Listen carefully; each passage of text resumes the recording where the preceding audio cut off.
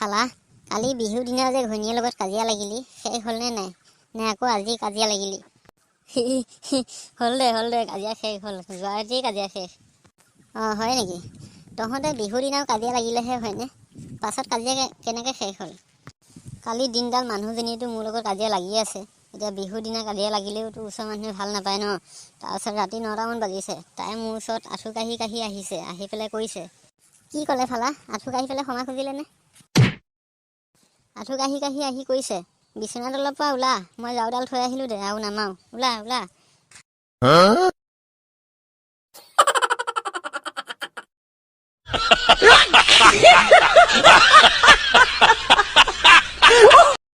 ঘৰত কোনোবা আছেনে? এইডালে আজিও মদ খাই আহিছে। আপুনি বিহুৰ দিনা মদগাল খাই আহিছে। মই বিহুৰ দিনা খাওঁ, কিবা দিনা খাওঁ, যেতিয়াই তেতিয়াই মই মদ খাম। সুধিবলৈ তই কোন? মদগাল খাই আহি এতিয়া মোক পাহৰিলে মই কোন?